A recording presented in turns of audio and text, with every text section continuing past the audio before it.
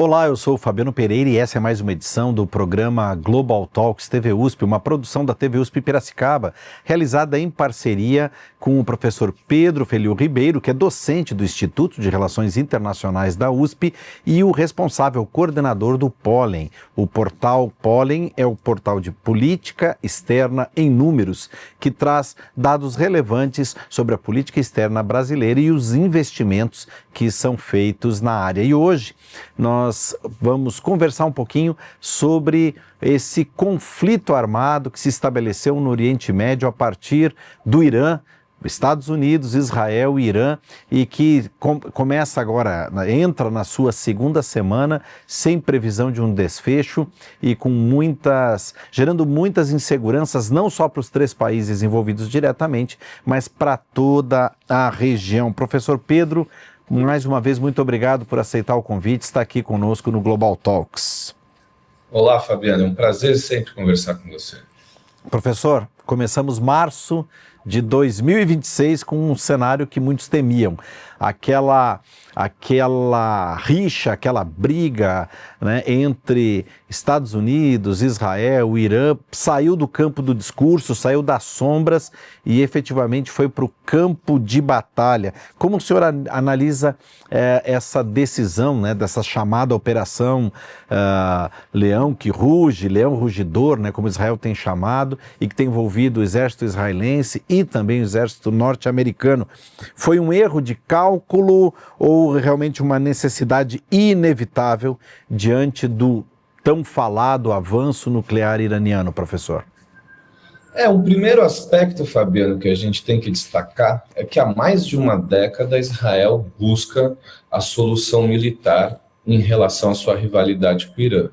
Então, na gestão Obama, na gestão Biden, mesmo no primeiro mandato de Trump, Israel sempre pressionou os Estados Unidos a permitirem ou auxiliarem que Israel faça esse ataque militar. Então, a grande questão é por que os Estados Unidos finalmente cederam a essa demanda israelense. Então, acho que um primeiro aspecto importante é a invasão russa da Ucrânia. Então, a Rússia é um grande aliado militar, não só do Irã, mas também a gente pode incluir na análise a Venezuela. Então, esse primeiro fator geopolítico ajuda a explicar um pouco por que este momento foi um momento em que os Estados Unidos cede à pressão israelense. Então, a Rússia, ocupada com a guerra na Ucrânia, tem menos capacidade de fornecer auxílio ao Irã e também, por exemplo, à Venezuela. Um segundo aspecto, que eu acho que aí também é igual no Irã e na Venezuela, é o desgaste econômico do regime, a contestação doméstica, a cessão das liberdades civis, que gera muito desgaste entre o regime e a sua população. Então, ambos países, Irã e Venezuela, por exemplo, passam por crises econômicas graves. E, por fim, você tem alguns aspectos no âmbito doméstico, principalmente israelense, que ajudam a explicar essa decisão. Agora, do ponto de vista da necessidade do ataque preventivo, da legitimidade da cessão da soberania do Irã, isso é muito duvidoso e questionável, né? Então a gente pode, por exemplo, acompanhar a posição brasileira, que é contrária a essa agressão, acha que violação do direito internacional, defende a soberania. Havia muitos canais diplomáticos abertos, o Irã estava minimamente disposto a negociar. A perspectiva de um acordo semelhante àquele com que o Obama fez com o Irã era possível. Você tinha no Oriente Médio os aliados dos Estados Unidos, Omã, Emirados Árabes, Catar, buscando a solução diplomática. Vale lembrar que Israel, embora não reconheça, é tido como um país que também tem armas nucleares. Então, a justificativa, a legitimidade da necessidade do ataque, eu acredito que não condiz com a análise de uma boa parte das nações. Embora alguns países importantes, por exemplo, a Índia e alguns aliados europeus, os Estados Unidos, tenham sido mais coniventes com a agressão ao regime iraniano. Perfeito. Agora, professor, esse ataque ele gerou muitas baixas no alto comando iraniano, né? A começar pelo Ayatollah Ali Khamenei, mas também toda a sua base, ou digamos assim, o núcleo mais próximo dele, seja do ponto de vista das lideranças militares, das lideranças políticas, também acabaram sendo mortos, inclusive, se não no primeiro ataque, mas nos ataques subsequentes. Esses ataques, eles têm poder, na sua opinião, de efetivamente dar um basta ao regime, né, ao tão falado e tão comentado regime dos ayatolás, ou a tendência é que o efeito seja ao contrário, sugere uma perspectiva de união nacional, de unidade nacional em torno da bandeira, e esse tiro, né, de Israel e dos Estados Unidos acabe saindo pela culatra? O assassinato do chefe de Estado iraniano não cessou a resposta, a retaliação iraniana, o que leva a crer que a cadeia de comando está suficientemente horizontalizada. Então, o primeiro aspecto que a gente tem que avaliar é que a estrutura militar do Irã tem dois principais braços: o exército, as forças armadas regulares e a guarda revolucionária. A guarda revolucionária faz parte desse novo conselho armado às pressas após o assassinato do chefe de Estado, e a gente percebe que esse comando continua agora numa retaliação bastante agressiva, né? O Irã está tendo como resposta a esse segundo ataque, alguns dizem que é um aprendizado em relação à contenção, à resposta tímida que o Irã teve no primeiro ataque que sofreu no ano passado. Essa resposta agora é mais no nível de pôr fogo em toda a região. Então a estratégia do Irã é gerar o caos, gerar um custo muito elevado, porque a sobrevivência do regime está em jogo. É muito difícil, nos eventos recentes, você imaginar que apenas um ataque aéreo seja capaz de mudar o regime. Você tem uma perspectiva de que é necessário tropas no chão, né? Boots on the ground, como os americanos gostam de dizer, como foram nos casos de Afeganistão e Iraque, que ainda assim foram casos muito mal sucedidos. Você gerou instabilidade em países derrubando o regime. Portanto, os Estados Unidos vai numa situação mais cautelosa, né? Não quer entrar com tropas, que potencialmente seria o mais efetivo em termos de mudança de regime, e também não quer deixar de destruir a capacidade militar e industrial iraniana. Mas do ponto de vista da queda do regime, tivemos até recentemente ataques coordenados entre o Hezbollah, no Líbano, e o Irã a Israel, o que mostra que a cadeia de comando está funcionando. O Irã se preparou a esse ataque, tem muito arsenal, muito míssil iraniano, que é um importante arsenal no Oriente Médio, subterrâneo, protegido dos ataques aéreos norte-americanos e israelenses, o que nos leva a crer que o regime vai buscar sobrevivência e vai gerar um custo elevado, prolongando o conflito. E do ponto de vista da população iraniana, assim que teve o assassinato do chefe de Estado, circularam na mídia internacional vídeos exibindo gente comemorando e gente lamentando a morte do líder, mas com o prolongamento do conflito, mesmo aqueles que se opuseram ao regime, foram duramente reprimidos, fica muito difícil começar a defender uma invasão estrangeira. Se opor ao regime numa situação tão extrema dessas, quanto um ataque aéreo massivo, bombardeando inevitavelmente alvos civis, você se opor ao regime quase que te leva a apoiar a invasão estrangeira. Então coloca a oposição ao regime iraniano numa situação muito difícil de resolver.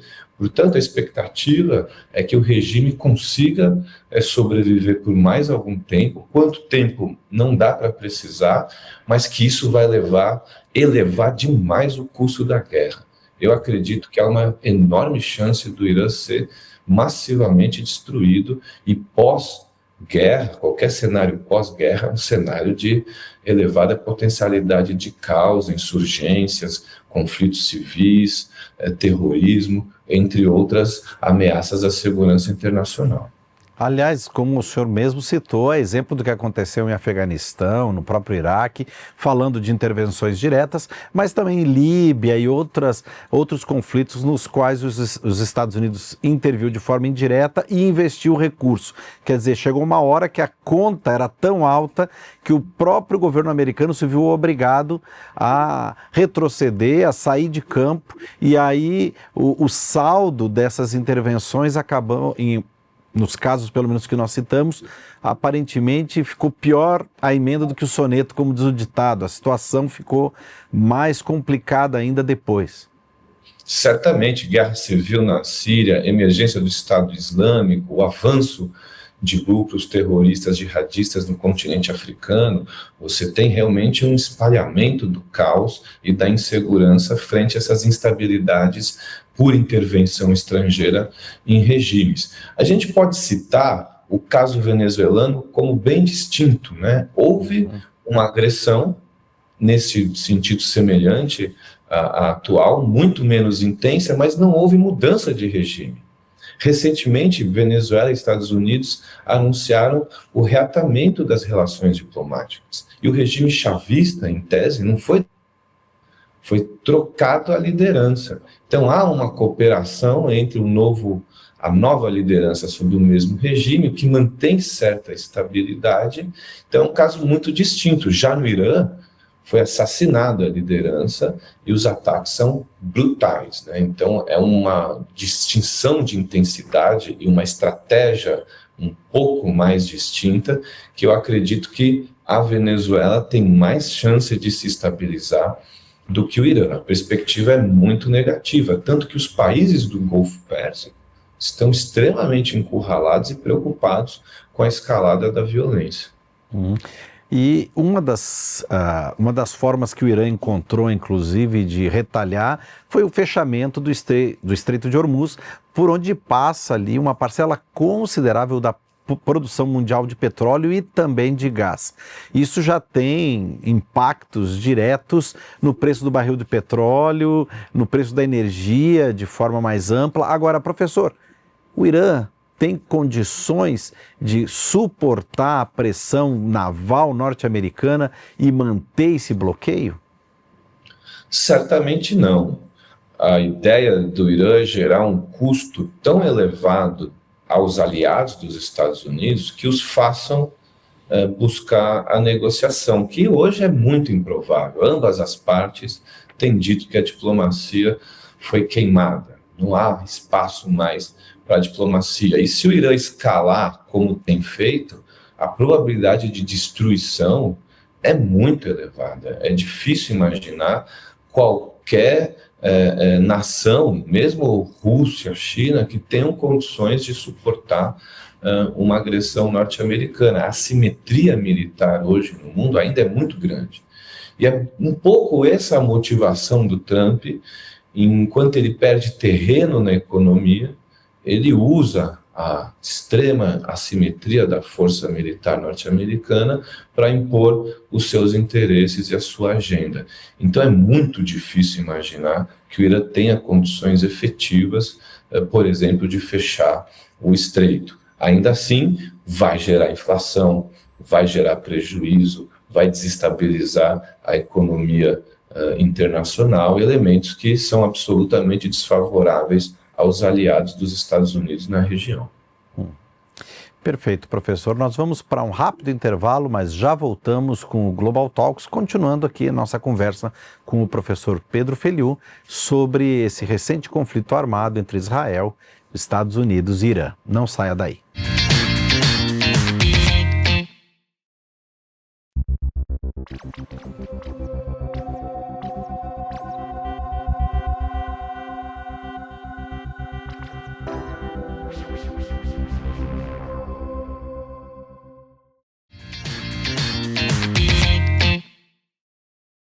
Estamos de volta com o Global Talks TV USP, eu, o professor Pedro Feliu Ribeiro. Hoje conversamos sobre o conflito armado, a guerra estabelecida ali na região do Oriente Médio entre Israel, os Estados Unidos e o governo iraniano, que já envolve agora também o Líbano e diversos outros agentes, diversos outros países, outras nações ali da região. Professor, como é que o Brasil se enquadra nessa situação? Quais são os impactos que o Brasil pode enfrentar por conta de toda essa crise gerada lá no Oriente Médio?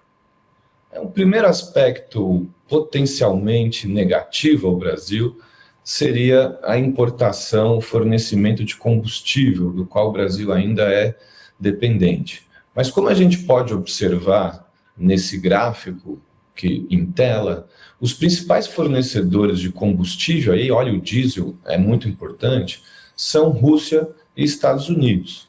Ainda assim, a gente vê no gráfico alguma relevância de Arábia Saudita, Omã e Emirados Árabes Unidos. Então, é possível esperar um impacto inflacionário, por exemplo, no combustível, que é essencial no transporte doméstico brasileiro. Ainda assim, a expectativa não é que seja um impacto muito grande. Outro aspecto que a gente pode mencionar, que tem potencial impacto negativo, e a gente mostra agora no próximo gráfico a corrente de comércio bilateral Brasil-Irã, é que o Irã é um grande comprador de soja e milho brasileiros. E o Brasil tem uma balança comercial muito superavitária. Então, ele importa bem pouquinho, como vocês podem perceber no gráfico, e exporta bastante para o Irã. E a tendência agora vai ser de queda nesse quesito. Embora o Irã não seja o maior comprador de soja e milho do Brasil, é esperado também nesse quesito uma perda, já que o Brasil, na sua estratégia de diversificação de parcerias, viu no Irã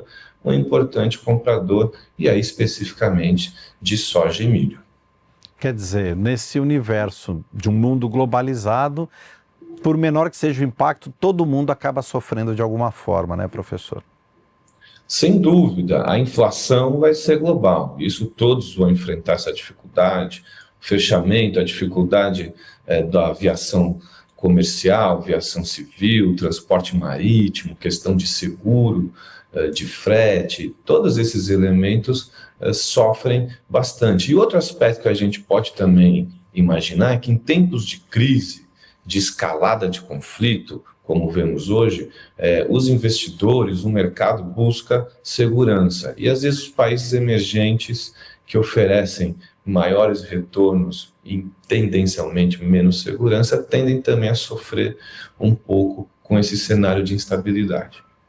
Agora, professor, é fato que nem Benjamin Netanyahu, nem Donald Trump são unanimidade, né, são unanimidades dentro de suas respectivas nações. Eles enfrentam muitas pressões internas, já muito antes desse conflito, por diversas outras questões. Dentro desse cenário interno de Israel e dos Estados Unidos, até onde essas duas nações vão conseguir bancar a manutenção desse conflito, levando em consideração que os seus dois principais líderes não são unanimidade entre seu próprio povo? Essa é uma questão muito importante. Eu diria que há uma diferença entre Israel e Estados Unidos nesse quesito. Você fala muito bem que ambos sofrem contestação doméstica, têm forte oposição ao governo. Ainda assim, no caso israelense, o ataque ao Irã tem uma percepção mais geral positiva na opinião pública e na elite política. Então a gente percebeu que o Likud recebeu apoio, inclusive da oposição na política israelense, no ataque ao Irã. Então, como o Irã sempre teve uma escalada retórica em relação a Israel, sempre foi uma ameaça, é sabido que o Irã financiou muitos grupos que atacam e atacaram Israel, portanto, o Irã para Israel representa mais unidade. Então, num cenário que o Netanyahu enfrenta casos de corrupção, conflito com o poder judiciário, algum crescimento eleitoral da oposição, dificuldade de manter o parlamento, com maioria no parlamento, o ataque ao Irã eu acho que tem muito mais um efeito unificador do que devastador. Já nos Estados Unidos, aí já tem uma questão muito mais sensível. Se a gente olhar o lado republicano-trampista, mais conhecido como MAGA, Make America Great Again, eles são contrários à guerra no Irã. Então, um mote de campanha do Trump foi: não tem guerra, no war. A gente vai tirar os Estados Unidos desse gasto enorme com conflitos internacionais, com bases militares, e vamos voltar para o gasto doméstico, vamos recuperar nossa economia, os empregos. Recentemente, os Estados Unidos demonstrou aumento do desemprego em 4,4%. Há desafios domésticos cuja retórica não guerra acaba caindo por terra. Então já há figuras do MAGA, tradicionalmente trumpistas, publicamente se opondo ao ataque do Irã, chamando isso de uma guerra de Israel, não dos Estados Unidos. E agora a gente tem as eleições de meio de mandato, as eleições legislativas, que tradicionalmente na política norte-americana significam perda da maioria. Hoje o Trump tem uma pequena margem majoritária, tanto no Senado quanto na Câmara. E é possível que esse conflito no Irã prejudique as pretensões eleitorais do Partido Republicano, diferentemente de Israel, que há um consenso maior sobre a ameaça iraniana. Nos Estados Unidos há uma percepção muito mais dividida, que, aliás, eu diria que majoritariamente os norte-americanos não veem o Irã como uma ameaça iminente que justificaria todo esse esforço norte-americano. Então, o Trump se contradiz em frente às promessas de campanha. Isso pode gerar algum desgaste. A oposição pode se aproveitar disso para tentar, nessas eleições legislativas de meio de mandato, reverter a maioria do republicano no Congresso Nacional. Perfeito. Agora, professor, e com relação à China e Rússia, né? O senhor, no primeiro bloco, falou muito bem sobre essa questão ainda da assimetria entre o poderio militar, né? Mesmo Rússia e China detendo aí exércitos, poderio militar bastante expressivo, ele ainda não se compara ao potencial bélico norte-americano, mas são duas potências grandes, tanto do ponto de vista militar quanto econômico, e são, de certa forma, parceiros do Irã através dos BRICS. Existe a possibilidade de um envolvimento mais direto e de que esse conflito ele extrapole os limites do Golfo Pérsico, professor? Em relação especificamente ao BRICS, houve uma tentativa, e o Brasil participou ativamente dela, Brasil, China e Rússia, de fazer um comunicado conjunto condenando os ataques ao Irã. Entretanto, quem foi o empecilho principal aí é a Índia, que não aceita, não segue essa diretriz securitária. Então, em temas de segurança internacional, o BRICS não tem consenso. E aí a Índia, especificamente, é bastante distante da China e da Rússia. Embora ela tenha um papel bastante intermediário do ponto de vista de ter boas relações em ambos os lados, né, seja Estados Unidos, seja China e Rússia, finalmente a Índia acaba apoiando do ponto de vista militar os objetivos e as pretensões dos Estados Unidos, porque aí a rivalidade com a China talvez fale mais alto. Então é uma situação bastante dúbia, né? Mas infelizmente, desse ponto de vista securitário, o BRICS se mostra pouco eficaz, pouco eficiente. Não acredito que o grupo vá se pronunciar coletivamente em relação aos ataques ao Irã, muito embora o Irã faça parte recente do grupo. Ainda assim, a gente pode imaginar um segundo cenário bastante complicado, aí sim, como você mencionou, para os países do Golfo. Eles estão sendo diretamente agredidos pelo Irã como uma retaliação aos ataques sofridos. E aí, uma perspectiva de encurralar esses países que estão hesitando muito em atacar o Irã. Eles poderiam, eles têm capacidade militar para retalhar o regime iraniano, mas vai contra todo um esforço diplomático que esses países fizeram para gerar estabilidade na região. São países que investem muito na questão da mediação diplomática, com destaque ao Catar, aos Emirados Árabes, ao Omã. A Arábia Saudita busca também uma estabilidade econômica. São países que investem em hubs aeroportuários, em turismo, em empresas de logística. Eles buscam uma diversificação para não depender da maldição do petróleo, que necessita estabilidade. E é uma região com fortes pressões de instabilidade. Então, isso para os países do Golfo é o pior dos cenários. E eu acho que é por isso que a gente não vê uma retaliação militar em território iraniano desses países, para não escalar ainda mais o conflito. Então, eu acredito que, por hora, os maiores perdedores, além do Irã, são os países do Golfo. Agora, professor, eu sei que o senhor não tem uma bola de cristal, né? Apesar de ser um grande pesquisador, experiente na área, mas talvez o que eu vá lhe perguntar exigiria muito mais uma bola de cristal para dar resposta do que qualquer outra coisa. Mas na eventualidade do regime efetivamente cair, ou seja, essa operação militar de Israel, dos Estados Unidos, obter o êxito desejado na queda do regime, qual seria o after day, né, o dia seguinte do Irã? Nós caminharíamos para uma nova ordem ou, a exemplo do que vimos, infelizmente, no Afeganistão, no próprio Iraque, a tendência seria de um colapso total do país?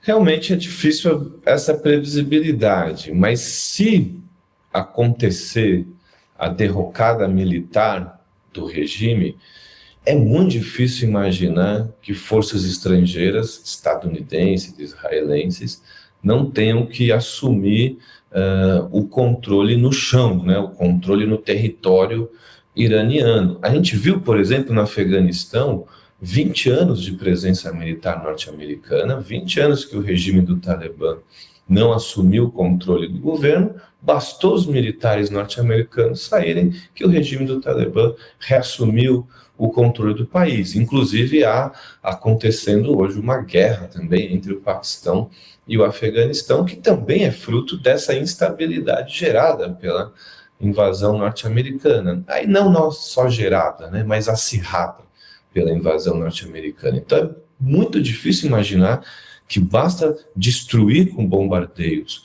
toda a infraestrutura militar e industrial iraniana e que depois uma liderança vai se reerguer e seguir as regras que Estados Unidos e Israel gostariam que seguisse, do ponto de vista não só nuclear, mas de financiamento de grupos insurgentes na região. Então, acho que a perspectiva é de um custo extremamente elevado. Se esses países destruírem o Irã e largarem o Irã, aí vai ser um erro absoluto, vai ser mais um território enorme a serviço de grupos que vão buscar insurgência, evidentemente. E tem um sentimento anti-americano muito forte, também anti-israelense, que vai ser nutrido. Você tem alvos civis sendo destruídos, isso gera uma inevitável revolta da população e que vai facilitar forças que já estão em movimento. São forças não estatais, são redes absolutamente fluídas, que independem necessariamente de uma autoridade central. Então, acho que o risco é muito grande para uma instabilidade generalizada. Diferentemente da Venezuela, o plano da inteligência não tem uma aparente liderança para gerar alguma estabilidade